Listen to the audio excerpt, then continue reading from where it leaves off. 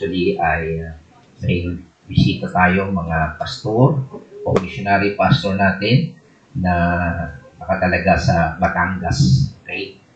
Siya ay nakatalaga sa Ilaga. Okay? Meron po tayong Tulos, Ilaga, at hoping ay magkaroon po tayo na sa Matamis. Wala pa tayong house church doon, ay sila yung nagtitipon sa eskwelahan. Tama. So, purihin natin ang Panginoon sa ating mga lingkod na naroon. At ngayong umaga ay tayo ay pangungunahan sa pagsamba ng ating Pastor J.M. Haris Tobalba, tama? Haris Tobalba. Artistahin yung John Lloyd. John Lloyd yun natin.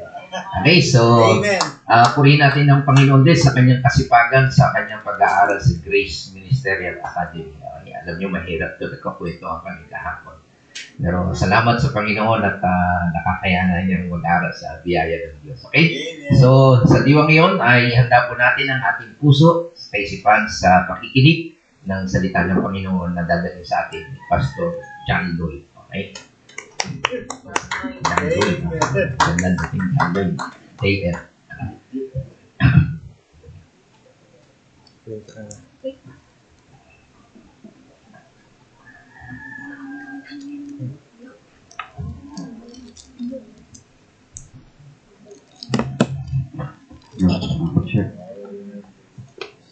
Isang pagbati po buhat sa Panginoong Jesucristo at gayon din naman pagbati buhat sa kinakatawang kong iglesia sa Faith Community Church Ilaga. At nawa sa umaga pong ito ay patuloy na ang bawat isa ay magkaroon ng bukas na isip na unawain ang salita ng ating Panginoong Jesucristo. Ang ating pong tema sa umagang ito, Remember Your First Love. At sa bahaging yan, hayaan niyo po muna akong manalangin. Muli dakilang Diyos, marami pong salamat sa umagang ito na muli niyo pong ipinagkaloob sa bawat isa sa amin na ikaw ay sambahin sa araw po ninyo. At nawa, ang bawat isa din naman ay maging handa upang ikaw ay patuloy na kilalanin. At sa amin pong paglalakad sa ibabaw ng mundong ito, pakanasain namin na mas lalo pang mapalapit sa iyo. Marami pong salamat, dakilang Diyos. Muli, sa inyo pong papuri sa pangalan ng Panginoong Jesucristo. Amen. Ngayon ay November 30 at sa kasalukuyan ito yung araw para alalahanin si Bonifacio sa kanyang ginawang kabayanihan sa ating bansa. Siya ang ama ng revolusyon laban sa Kastila at yun ay inalaala ng bawat Pilipino sapagkat ito ay patunay lamang na ating nakamtan ng kalayaan sa mga mananakop sa tulong ng mga taong ito. Pero sa kabilang banda, sa pag-alaala natin sa kanila, meron ding sinasabi ang Biblia na dapat nating alalahanin. At ang pag-alaala na tinutukoy ng salita ng Diyos ay hindi lamang alaala na kung saan naalaala mo lang, pero hindi mo ginagampanan. Ang hinihingi ng salita ng Diyos ay alalahanin mo at gawin mo ang bagay na ito. Hindi pwede yung naalaala mo lang na ngayon ay araw ng Panginoon, pero walang puso na dumalo sa gawain. Hindi iyon ang tinutukoy ng salita ng Diyos. Kaya sa bahaging iyan ay nais ko sa inyong basahin ang ating teksto, ang Revelation chapter 2, verse 1 to 7. Sinasabi rito, kung meron po kayong Tagalog, ay makibukas na lamang ako sa Tagalog. Sinasabi rito, to the angels of the church in Ephesus, write, the word of him who holds the 7 stars in his right hand, who walks among the 7 golden lampstands. Verse 2, I know your works, your toil, and your patient endurance. And now, you cannot bear those who are evil, but have tested those who call themselves apostle, and are not, and found them to be false. Verse 3, I know you are enduring patiently and bearing up for my name's sake, and you have not grown weary. Verse 4, but I have this against you, that you have abandoned the love you had at first. Verse 5, remember therefore from where you have fallen, repent, and do the works you did at first. If not, I will come to you and remove your lampstand from its place, unless you repent. Verse 6, yet this you have, you hate the works of the Nicolaitans, which I also hate. 7, he who has an ear, let him hear what the Spirit says to the churches. To the one who conquer, I will grant to eat of the tree of life, which is in the paradise of God. Purihin ko ang pagbabasa ng salita ng Diyos. At before ako magsimula sa kabuuan, ay nais ko munang ipakita sa inyo ang ilang historical background ng Church of Ephesus. So this is the Paul missionary journey, at technically si Paul ang ginamit ng Panginoon upang maihasik ang mabuting balita sa 7 churches. At ang 7 churches ngayon ay kilala as a modern day Turkey.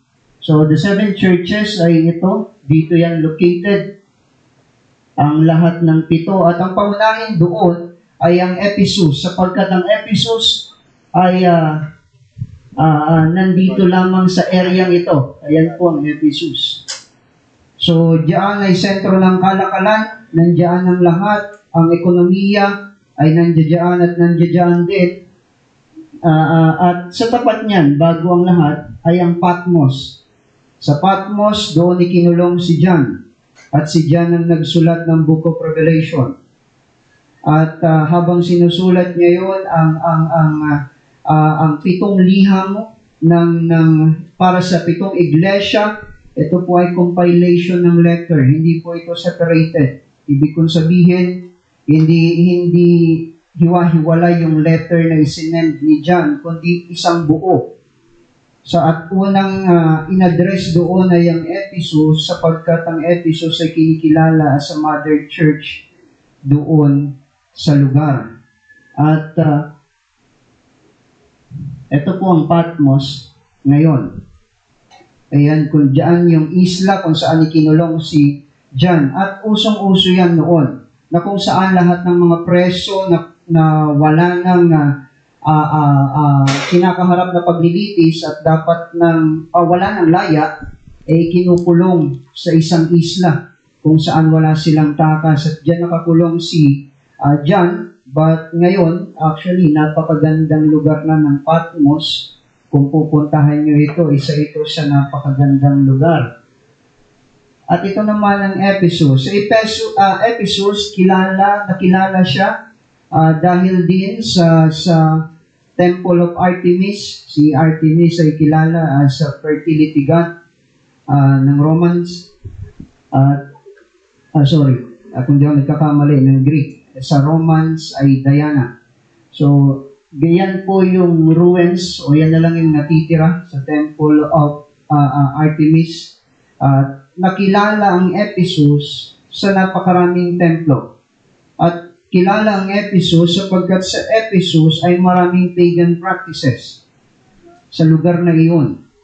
At kaya ang address ng Panginoong Hesukristo doon sa kanilang matinding kinakaharap ay ang mga false teachers, even yung mga maling katuruan na ipinapahayag sa kanilang kapaligiran. And I think isa sa mga present na false teaching sa lugar na iyon is yung tinatawag na religious pluralism, na kung saan ang lahat ng relihiyon ay equally valid sa paningin ng Diyos. Lahat yon ay walang mapapahamak. Lahat yon ay ligtas kahit pa pagan ng practice o pagano. So yun yung dapat tignan at makita sa aklat ng sa unang liham na ito. Note, the Church of Ephesus struggled with false teachers. At binanggit yan sa Ephesians chapter 4, verse 14, and the compromising the truth and replacing by earthly things. And may sinabi si Grant Osborne sa kanyang Baker commentary. Sinabi niya rito, this built on the New Testament pattern of teaching in which believers are called to be citizens of heaven, more than earth, seeking heavenly more than earthly treasure, and considering themselves to be aliens and strangers on this earth. So, ipinapahayag lamang ng konteksto na kung saan mas dapat tignan ng iglesia na siya ay citizens of heaven. Ibig sabihin, siya ay pagmamayari ng Panginoong Jesucristo at ang kanyang pag-iisip ay tanging mga bagay na nakapagbibigay at nakapagbibigay din ng papuri sa Panginoong Jesucristo. But sa dami-rami na kinakaharap ng iglesia sa Efeso ay posible itong mapagod at sa kanilang pagkapagod ay mahulog sa mga pananaw na hindi kaya-aya sa paningin ng Diyos. Kaya merong pagsansala ang Diyos sa kanilang mga kasalanan. At bago yun, Ephesus is also the site for the 7 wonders of the ancient world. Kabilang ang Efeso sa 7 magagandang bansa. At gayon din naman, na sa kabila niyan, alam ng Diyos kung ano ang laman ng puso ng mga tao doon dahil sentro sila ng lahat ng bagay, lahat ng kalakalan at mayaman ang lugar. At sa sobrang yaman ng lugar, lahat din ng kasalanan ay marahil ay present sa lugar. Kaya ganun na lamang. Alam ng Diyos kung kaya't nais silang pagsabihan ng Diyos. And technically, ilan pa sa mga pag-aaral, lumalabas na si Juan ay mismo na nakapagministeryo din sa Ephesus. Kaya meron siyang liham para sa mga taong ito. And the Lord would not hesitate to rebuke for those things that displease Him, according to the message in Revelation chapter 2 and 3. So isa pa po ito sa dapat nating makita. Ang Book of Revelation, iba pang title ng Book of Revelation is Apocalypse. Kung titignan mabuti, yung Revelation present sa panahon ng Ephesians at ng 7 churches, ni-reveal ng Diyos yung kanilang maling ginawa. At pagdating naman sa iba na ang title pa rin ay Apocalypse, ito naman ay paunang pananalita para sa lahat ng iglesia sa buong mundo. Na posible din nila itong pagdaanan kung ito ay hindi nila bibigyan ng pansin. At nais ko sa inyong ilapit ang maiksing mensahe. The church is guilty for abandonment of His first love, but God demanding His people to remember and rekindle that love. So ang iglesia, walang iglesyang hindi guilty sa ganitong klase ng katayuan. Lahat ng iglesia ay nagpabaya. Lahat ng iglesia ay may pananagutan sa Diyos dahil meron silang nakaligtaan. At marahil para sa ilan, ang nakaligtaan ito ay mababaw lamang. Pero para sa Diyos ay hindi. At the first thing they must do na gustong sabihin sa kanila ng Diyos, remember, muli mong alalahanin, balikan mo ang iyong unang pagmamahal, ang una mong ginawa. Ang Efeso sa kabutihan ng Diyos pagdating sa teolohiya malago. Dahil walang duda, si Pablo ang kanilang guro. Ngayon, pagdating sa doktrina, kaya hindi sila makatagal sa katuruan ng Nicolaitans dahil sa mga maling pahayag nito patungkol sa Diyos. Kaya imbes na kanilang patuloy na tangkilikin, kanilang pinaglalabanan. At hindi nila tinatagalan, pero meron silang nakalimutan.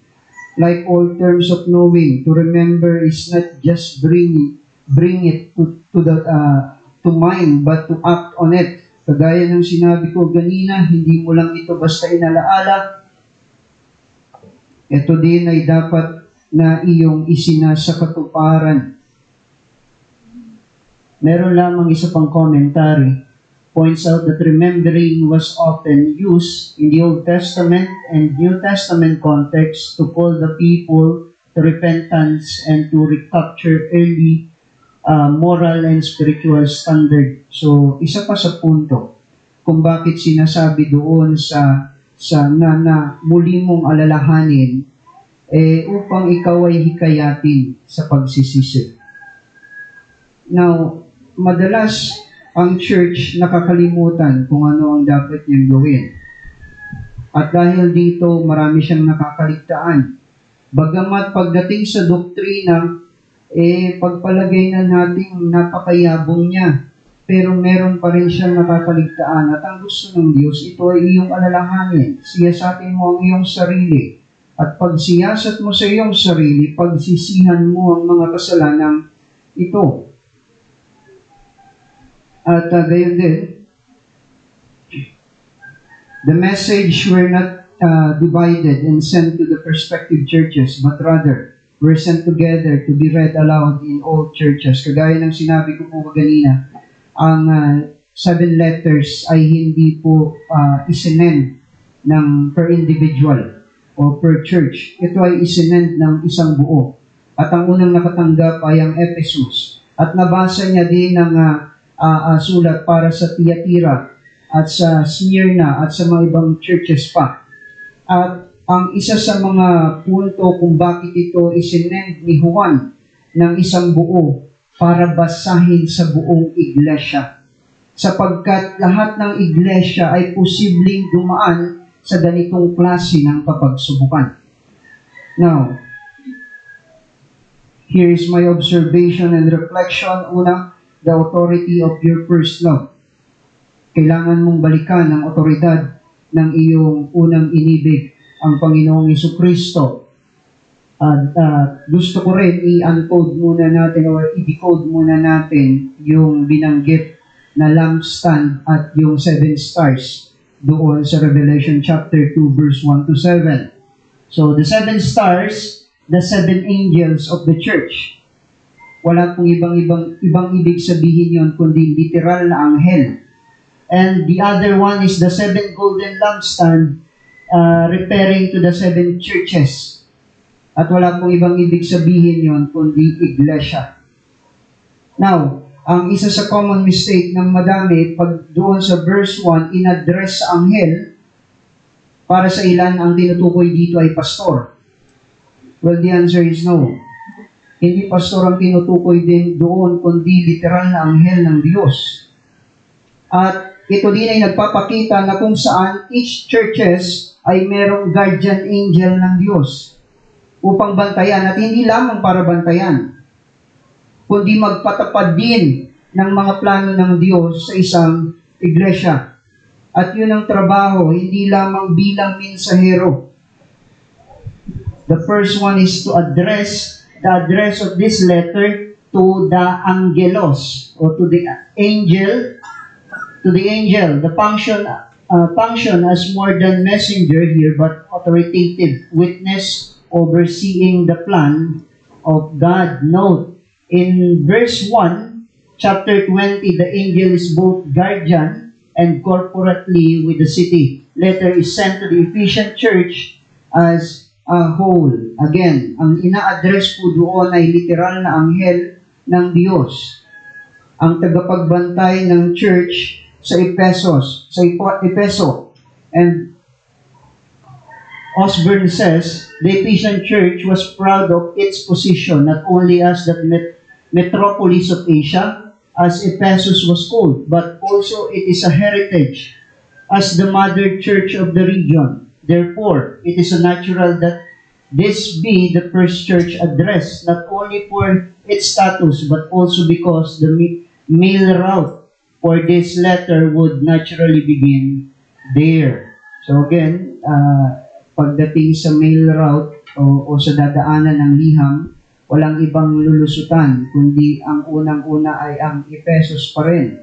At from Ephesus, tsaka pa dadalahin ito sa iba pang iglesia. Note, the introduction shows the authority of Christ to the church. Kung babalikan yung verse 1, kung saan sinabi yung siya ang may hawak sa kanyang kanang kamay ng 7 bituin. At gayon din dadaan sa kalagitnaan ng mga ilawan. Ang reflection nito ay si Kristo bilang soberanya na may kapangyarihan sa lahat ng iglesia. At siya dapat ang naitataas ng lahat ng iglesia. Kaya ina-address niya ang Ephesus na kinalimutan ang kanilang pagmamahal at kaninong pagmamahal ito sa Panginoong Hesus Kristo. Pagdating sa teolohiya, malago ang Efeso. Pero may nakalimutan sila, yung pagmamahal sa Diyos ay mistulang unti-unting nawala. Basahin ko lamang muli ang verse 1 sa inyo. To the angel of the church in Ephesus write, the word of him who holds the 7 stars in his right hand, who walks among the 7 golden lampstands. At ang naglalakad na iyon ay si Hesus Kristo. At ang nagsasalita rito ay si Hesus Kristo. Isinulat ni Juan, pero si Kristo ang nagsasalita. At ito ay reflection ni Juan sa lahat ng kanyang nabasa sa luma at mga napakinggan sa kanyang mga kasamang disipulo. And para sa pagpapatuloy, binanggit din, Tade Legay, this is what he says. So, ito ay Old Testament practice na kapag merong sinasabi ang Diyos, this is what he says. Hindi ito ang sinabi ko, kundi ito ang sinabi niya. At yun yung pinapakita ni Juan sa kanyang liham. Hindi ko ito sinabi, kundi sinabi niya. Upang patunayan ni Juan na ang authority ng nagsasalita ay si Hesus Kristo.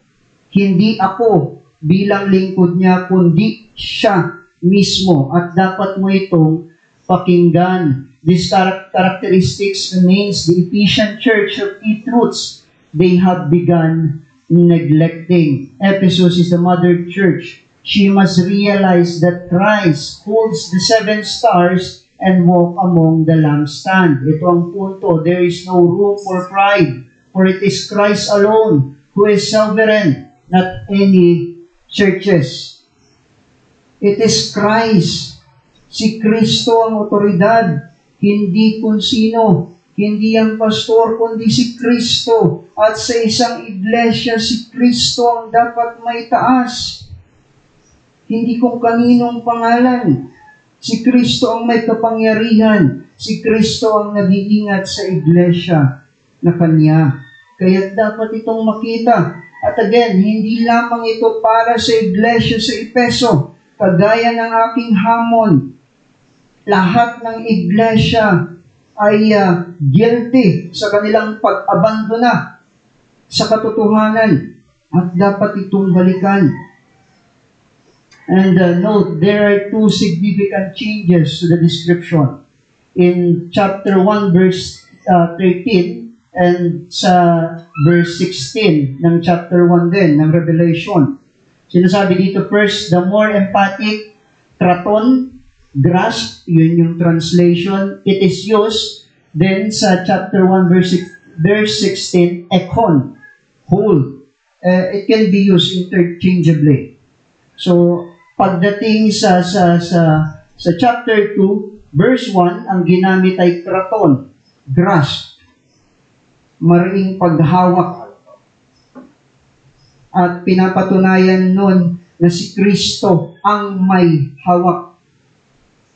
At sa pagpapatuloy pa, the second one is, Christ is portrayed as a perimaton and meso, walking in the midst of the churches. Again, yung mariin na pagbibigay ni Juan ng katotohanan, si Kristo. Si Kristo ang may otoridad, siya yung naglalakad. At siya yung dapat luwalhatiin ng bawat iglesia. Here's the point, the imagery of walking combines the idea of concept, concern for and authority over the church. The authority, again, authority of Christ to the church. But, bago yun, gusto ko rin kayong bigyan kaganina yung address at ito naman ang mabuti sa Efeso. The oida, ta ergaso, ang ibig sabihin nun, I know your works. Pinuri din sila ng Diyos. I know your works. Alam ko ang kakayahan mo. Lalo na sa pagdepensa sa katotohanan, alam ko ang iyong kakayahan. The 5 churches that have strength. At ito ay hindi lamang sa Efeso binanggit, kundi sa 5 iglesia pa na nalalabi. At you can see it for yourself. Basahin niyo po ang Book of Revelation. The erga are more than just good deeds, but refer to the whole spiritual walk of the believer. So, hindi lamang ang erga, yung Greek word na erga ay hindi lamang po nagpapakita na ito ay mabuting gawa lamang, kundi sa malalim na translasyon, ito yung buhay mismo ng mananampalataya. Ang manatili na depensahan ng katotohanan at manatiling nabubuhay sa katotohanan. This is non-negotiable. Hindi ka pwedeng mamili. Bilang mga mananampalataya at miyembro ng iglesia, ito kadapat. Well, in fact, in Revelation chapter 1, chapter 2, verse 1 to 7 is imperative. Ito ay utos ng Diyos na nangangailangan ng mabilisang pagsunod. At hindi ito negotiable. Dapat mong gawin. At dapat ito pa. At yun ang dapat din natin makita bilang modern day churches. Ito dapat tayo. Here, erga is defined by 2 exegetical kai. A positive kaiton, kupon kaiten, namely your toil and endurance. So again, yung address ng Panginoong Jesucristo, pinuri niya ang iglesia sa Efeso, yung katangian, yung kabutihan nito, yung galing nito sa pagdepensa. But then again, walang pinagkaiba po yun sa isang pagpalagay na natin, amo sa kanyang trabahador, na kung saan, kung may maling nagawa ang kanyang amo, ang kanyang trabahador, uunahin niya muna purihin para lamang muna makonsidera yung damdamin ng tao. And then, pagka pinupuri ang isang tao ng kanyang amo, of course, yung taong pinupuri, nakikinig. At pagkatapos nun, bubuksan niya yung main concern. Hindi yung pagpuri, yung main concern at main reason, kundi yung kanyang maling ginawa. Pero gusto muna ng Diyos na ipakita na nalalaman niya kung ano ang ginawa na kabutihan ng Efeso. Pero sa kabila nito, may mali pa rin. No, the successful labor of Ephesian church entailed a battle with false teacher, a situation seen in Ephesians chapter 4, verse 14. The strength of the opposition that Ephesians showed these heretics is sin, not able to endure. Ang kanilang katayuan, kapag ang mga maling katuruan ay lumalapit sa kanila, agad-agad ito ay kanilang nilalayuan at pinaglalabanan. Iyon ang karakter ng Ephesian Church. Pinaglalabanan. The Ephesians were not able to bear this evil teacher. The Old Testament mandates, they tested the claims of this false teacher used for putting someone to the test to see if they are valid and point. Yan ay binanggit din ni Juan sa kanyang liham sa 1 John chapter 4 verse 1 to 3 to test the faith kung ito ba ay tama. At gano'n na ang trabaho ng iglesia sa Efeso. ang itest kung tama ba yung pananampalataya ng kanilang kaharap. Sapagkat kanilang tinatayuan na hindi kami pwedeng mapasok ng maling katuruan. So, kailangan kong siyasatin. At kailangan maging malinaw muna kung ang taong aking kaharap ay kaisa ko. Pagdating sa teolohiya, at isama mo ang pagtingin sa ortodoksiya. So, napakahalaga ng ganitong kaisipan para sa isang iglesia. At here's the weakness of Ephesians na binanggit sa chapter 2, verse 4. The triumphant tone change abruptly with Allah. Sa Greek, ibig sabihin nun, but. The ekon, kataso, I have this against you. In the 7th letter describes the spiritual and moral problem of the churches. Pagkatapos niyang banggitin ang mabuti sa iglesia ng Efeso, ipinasok niya na yung main concern. Merong hindi gusto ang Diyos na ginagawa ng iglesia. At muli ko lamang basahin sa inyo ang chapter 4, verse 4 ng Revelation chapter 2. Sinasabi rito, but I have this against you, that you have abandoned the love you had at first. At sa pagpapatuloy noon, it indicates divine displeasure and against you warns of future judgment if the situation does not change. At nandito na ang babala ng Diyos kung mananatili ka sa kalagayang ito. And then mamaya, I will try to explain kung ano ang ginawang kasalanan ng Ephesians. Hindi lamang ito basta nawalan ng pagmamahal. Again, ito yung sinasabi, may future judgment. At kung babasahin nyo, babalikan ninyo sa verse 5, tatanggalin ko ang iyong ilawan.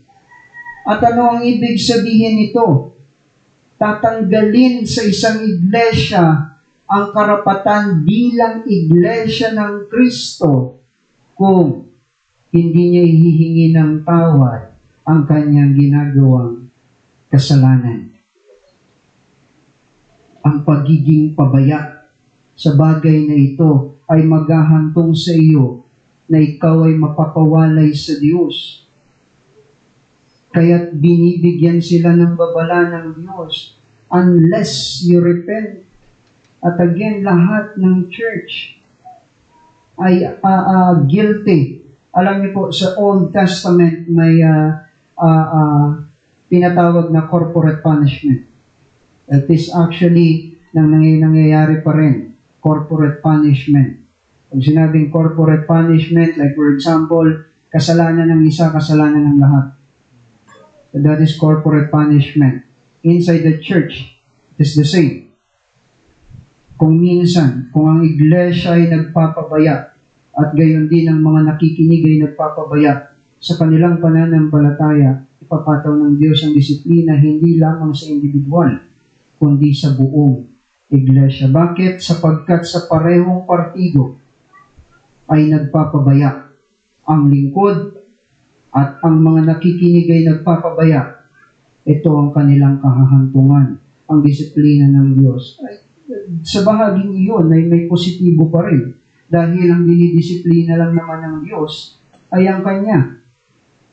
Ang hindi Kanya ay hindi naman niya didisiplinahin. Para sa isang magulang, dinidisiplina mo ba ang anak ng may anak? Of course, hindi. Ang didisiplinahin mo lang ay yung iyo. At ganon din ang Diyos. Ang dinidisiplina ay ang Kanya. Now, the problem of the Ephesians is that abandonment of love, apekes, left or broken, forsaken of their first love. They had lost the first flash of enthusiasm and excitement in their Christian life and had settled into a cold orthodoxy with more surface strength than depth. Ito na yung bumabaw na. At through generation, may pagbabago ang church. Now, kung titignan natin, ang church ay malaki na yung ipinagbago buhat ng pasimula. At hindi ito ang dapat. At ang gusto ng Diyos, balikan mo yon. Yung tamang pagsamba, yung tamang pagluwalhati sa Kanya. At tanggalin mo ang mga hindi niya kinalulugdan sa iyong pamamaraan ng pagsamba, ng iyong pananampalataya. At tandaan natin, the second generation of the church had probably failed to maintain the fervor of the first. At marahil sa mga bagong iglesia, nakalimutan na nila yung paraan ng paninindigan ng tamang kaugalian ng mga naunang iglesia at ngayon ay nabago na. At maraming church ganoon ang katayuan.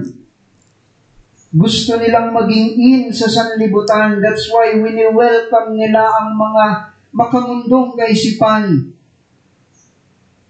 para lamang masatisfy hindi ang Diyos, kundi ang taong nakikinig. Eh, sino ba naman kasing tao ang gustong makarinig ng ganitong klase ng pangangaral? Well, sa amin sa Tilaga, maraming nakakatulog pag ako ang nagsasalita. So, I hope na huwag kayong makatulog. So, yan ay bahagi. At dapat itong makita ng iglesia. Napabayaan. They had fulfilled Christ's prophecy in Matthew chapter 24, verse 12. The love of many will grow old. Maraming ganon. Yung kanilang pagmamahal sa Diyos ay bigla nang nanlalamig o nanlamig na. Now, pag tinanong mo ang iglesia patungkol sa mga ang simpleng ibig sabihin ng ortodoksiya, lalo na sa mga new generation, sa mga Gen Z ba ang tawag doon, baka hindi alam kung ano ang ibig sabihin ng orthodoxy. Hindi nila alam kung ano ang ibig sabihin ng kaligtasan. Hindi nila alam kung bakit sila kailangang sumampalataya kay Kristo. Ano ang kanilang kalagayan sa paningin ng Diyos. Marahil ang mga simpleng tanong na yan ay hindi masagot ng direkta ng mga bagong mananampalataya at bagong iglesia.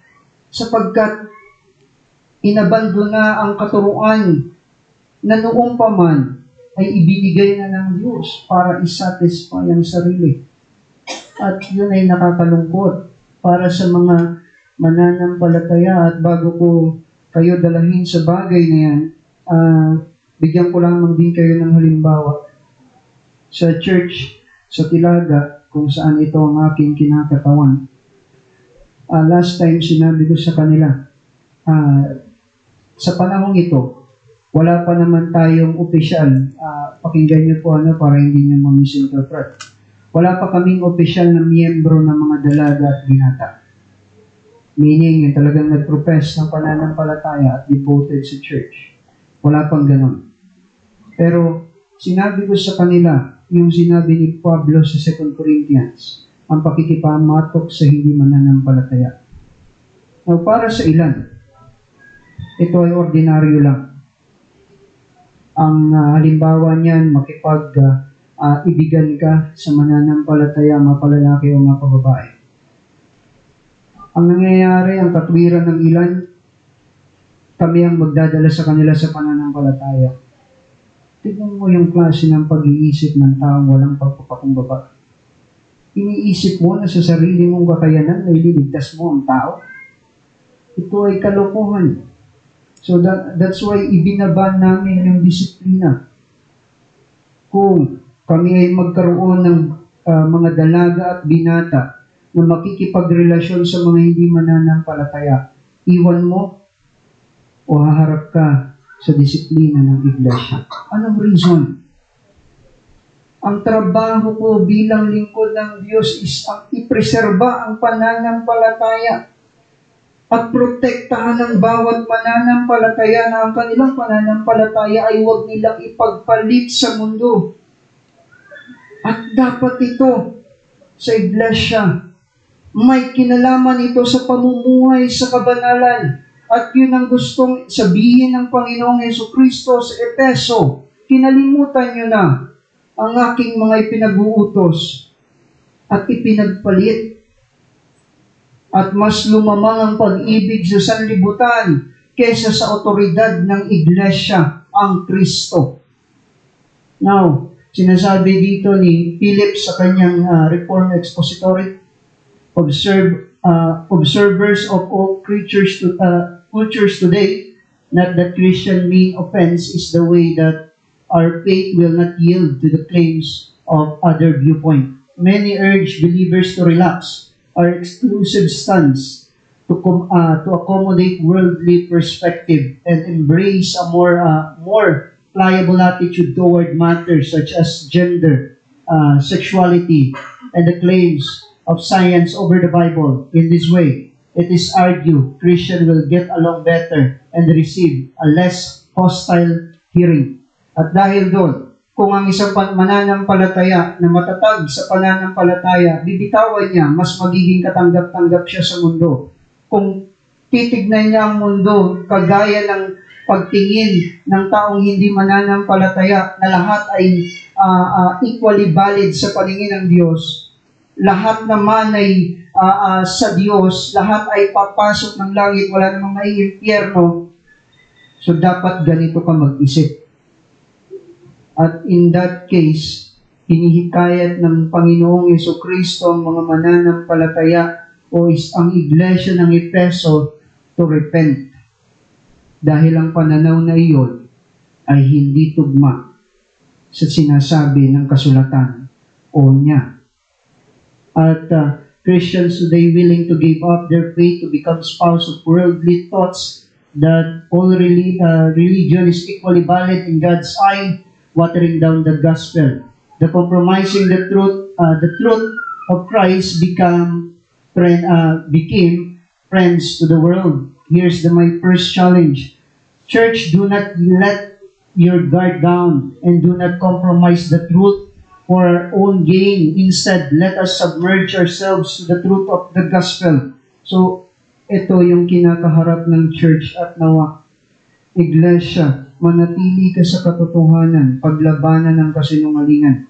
Huwag mong hayaang madala ka ng sanlibutan. At huwag mo din ipagpalit ang iyong pananampalataya upang maging in ka lang sa mga taong nakapaligid sa iyo.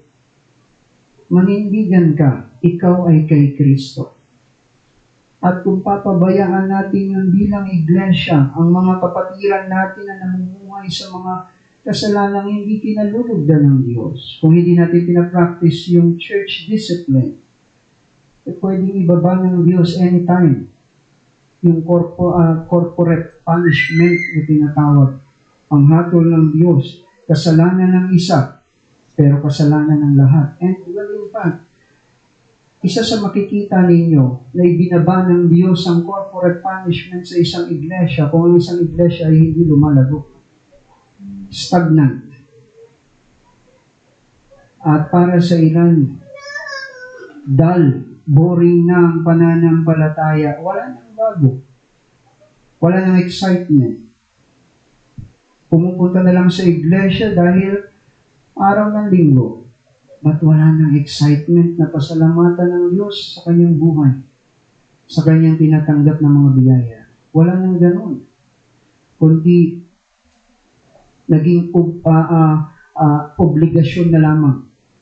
Obligasyon nating sumunod. Yes, walang duda doon.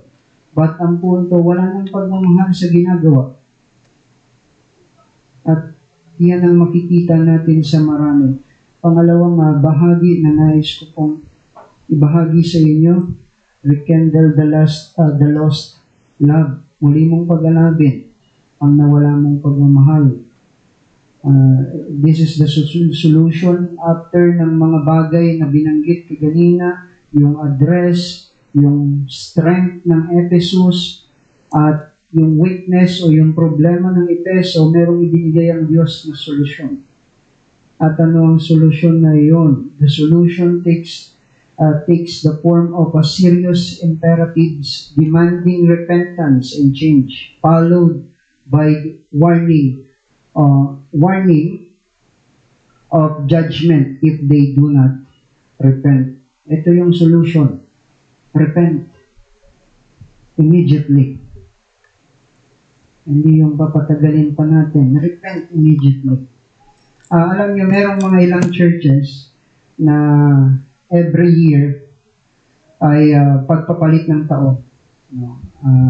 Ang ginagawa nila, kasama na sa kanilang pagsamba, ang first Lord's Day of the year, ginagawa nilang, naglalaan sila ng oras ng paghingi ng tawad sa Diyos as a church. Hindi individual, hindi per individual, but as a church, as a whole. Anong reason nila? Kasi meron kaming nagawa. Marahil hindi namin nakita agad. Or marahil hindi namin napansin na kami pala ay nagkakasala sa mga bagay-bagay. Kaya't ito ang rason, humihingi kami ng tawad sa Diyos. Kaming lahat, pinagsisisihan ng aming kasalanan. Yan ay parte. Again, iyan ang solution ay binigay ng Diyos sa mga mananampalataya sa iglesia sa Efeso. Nakita niyo ang inyong kasalanan, pagsisihan mo ito. Baguhin mo ang takbo ng iyong isip. Balikan mo ang nauna mong pagmamahal, ang naunang pagalakan ng iyong pananampalataya. Balikan mo ito. Now, the first thing they must do is remember the memory of the past. Again, ulitin ko po muli. Ang tinutukoy na remember doon, hindi mo lang inalaala.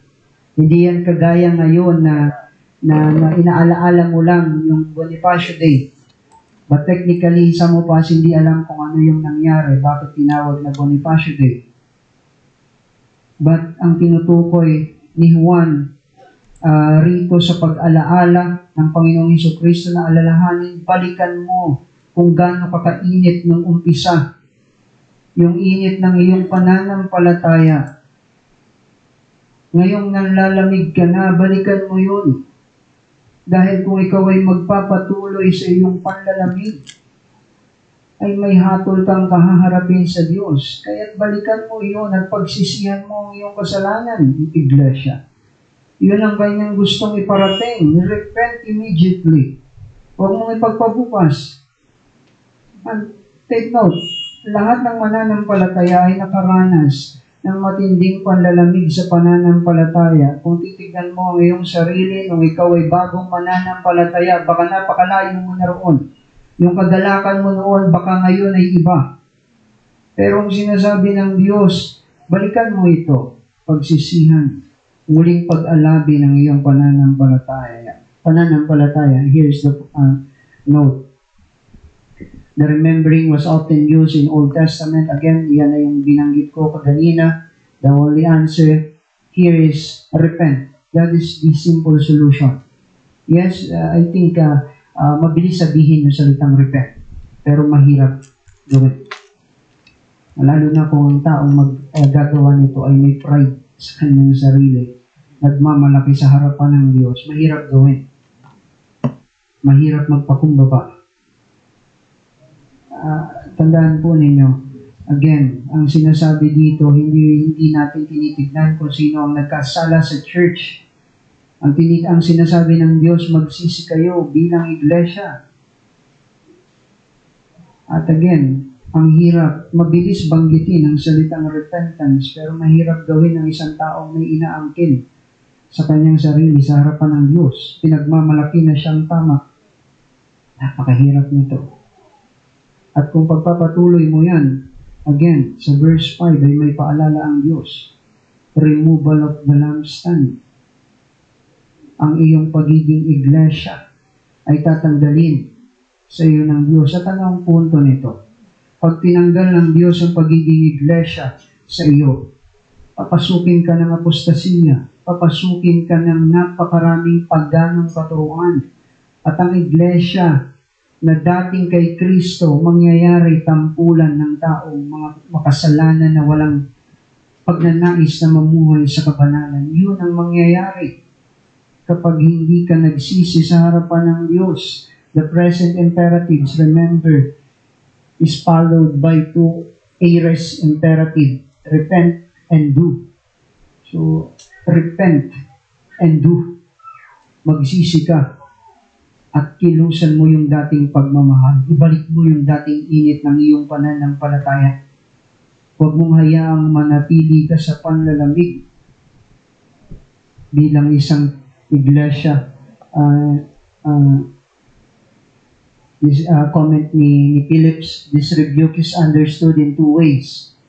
One, many commentators hear Jesus saying that in their zeal for correct doctrine, the Ephesians have become unloving toward people. In early days, they warmly embraced all who name the Lord in faith, but their zealous orthodoxy has made them suspicious and harsh. Two, the second view sees this rebuke as charging the Ephesians with growing cold in their love for Jesus and their zeal for a close relationship with Him. This is the two comments o dalawang magkaibang komento.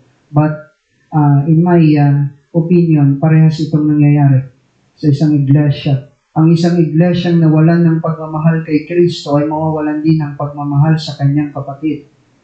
At imbes na ibigay niya ang kanyang kapatid, ang kanyang mga papakawalang mga salita ay wala ng pagmamahal. Well, in fact, magkasunod yung binanggit ng Panginoon Jesucristo, compilation of 10 commandments sa Mateo, chapter 22, kung hindi ako nagkakamali, verse 34 and following.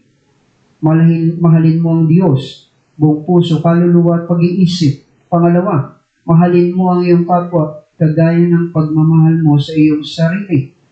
Ang imperative doon ay hindi yung pagmamahal sa sarili. Dahil common sa tao ang mahalin ang kanyang sarili. Kaya nga merong mga taong makasarili. Common yun. Ang utos doon ay yung mahalin mo ang iyong kapwa. And then, kung nawawala na ang pagmamahal sa Diyos, unti-unti na rin nawawala ang pagmamahal sa kanyang kapwa, mga mananampalataya. Mukhang magaling sa paningin ng ilan, pero sa kalooban ay wala ng pagmamahal. At sa pagpapatuloy, note, it is likely that both are involved, especially since loss of love for God will result in less fervent affection for fellow Christian. Paul warned sa 1 Corinthians chapter 13, verse 2, if I have prophetic power and understand all mysteries and all knowledge, and if I have all faith so as to remove mountains but have not love, I am nothing.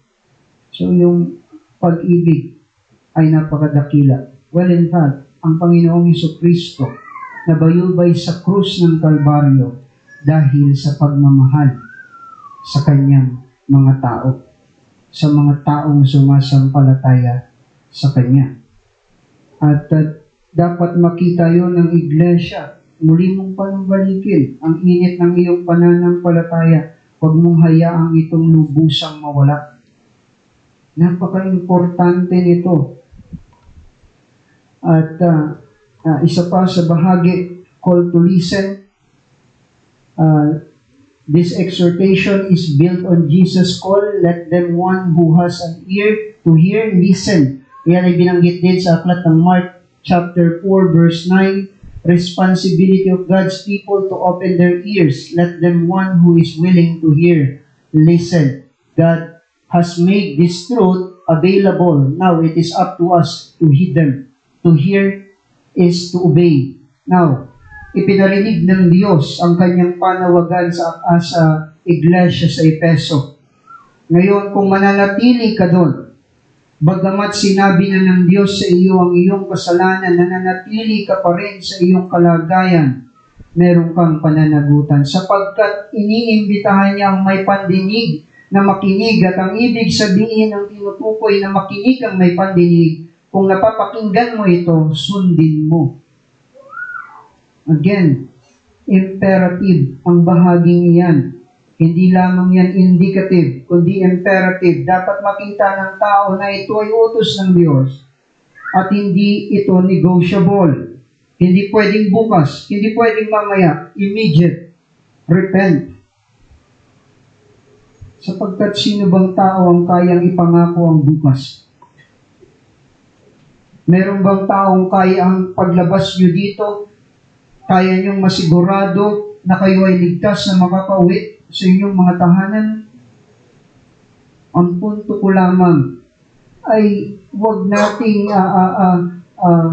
ilagak sa ating sariling kakayanan ang mga bagay na ito. Huwag mong ipagpabukas. Meron akong isang quote na parati noong nababasa. Ang bukas ay ngayon. Ito ang oras na ibinigay ng Diyos. Ito ang oras na ito ay iyong napakinggan. Magsisi ka. Tumalikod ka sa iyong kasalanan. Mamuhay ka sa kanyang kabanalan.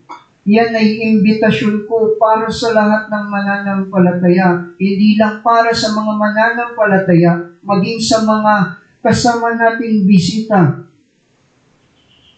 Talikdan natin ang kasalanan sapagkat may hatol ang Diyos sa mga taong patuloy na sumusuway sa kanyang banal na kalooban. Huwag mong ipagpabukas. Huwag mong sayangin ang panahon. God has made this truth available. Now it is up to us to heed them. Again, pakinggan mo, sundin mo, huwag mong ipagsawalang bahala. And the challenge for us, the challenge to overcome, one of the most important message of the book is the challenge to be a conqueror. At doon sa huling parte ng Revelation chapter 2 verse 1 to 7, sa verse 7, ang paghimok ng Diyos na pagtagumpayan ng lahat. And merong comment si Grant Osborne, our victory is a participation in His victory. It is critical to realize that in this 7 letter, the victory is promised, held out to all of them, even the weak churches of Sardes and Laodicea. Yet it must be achieved through perseverance. Ang ating pagtatagumpay sa mga posibleng pagtaanan bilang isang iglesia ay makakamit lamang natin kung tayo ay mananatiling magpupursige sa ating pananampalataya kay Kristo at pamumuhay sa kabanalang ipinagkaloob niya sa atin. Kaya mga kapatid, bilang isang iglesia, magpursige ka na makapagbigay kaluguran sa Diyos. Luwalhatiin ang kanyang banal na pangalan. Huwag mong i-compromise ang katotohanan upang ikaw ay maging kaakit-akit sa sanlibutan. Ibalik natin ang unang pananampalataya, ang kasaysayan ng ating pananampalataya. And here's my last challenge. Brethren, let love become fuel of our perseverance. In my conclusion, church, continue to defend the truth with compassion and love. Hayaan mo na ang pagmamahal ang magbigay sa iyo ng gasolina upang magpatuloy, magpursige sa pananampalataya. At bilang isang iglesia, dapat natin itong pinangangatawanan at palagi nating isinasapamuhay. Again, ang aklat ng Revelation, lahat ng nandito ay non-negotiable. Walang pamimilian. The only option is to obey. Repent. Yun ang dapat nating makita. Kaya nawa, mga kapatid sa pananampalataya, ang bawat isa ay nakinabang sa mga pag-aaral na iyan. Let us close in prayer.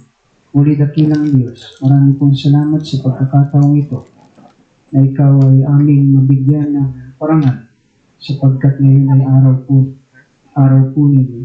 Nawa, tulungan niyo ang bawat isa sa amin na patuloy na mamuhay sa ngayon sa inyong pong banal na kalooban at patuloy kang mabigyan ng parangal. At sa iyo lamang dapat itong may balik. At nawa, dakilang Diyos, aming mapaglaban ang aming mga kaisipan na inaakay kami sa mga makamundong bagay at ang mga bagay na ito ay maglalayo sa amin sa mas lalong pagkakilala sa iyo.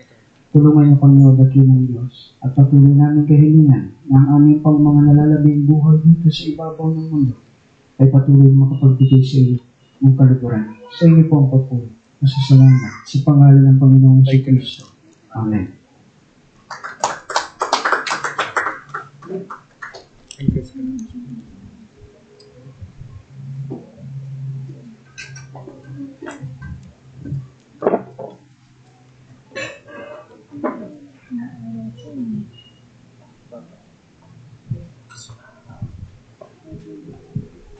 Gamitin yung mic. Yung microphone lang. Microphone lang. Gamitin mo. Opo naman, mute naman. Ha? Hindi yung gamitin mic.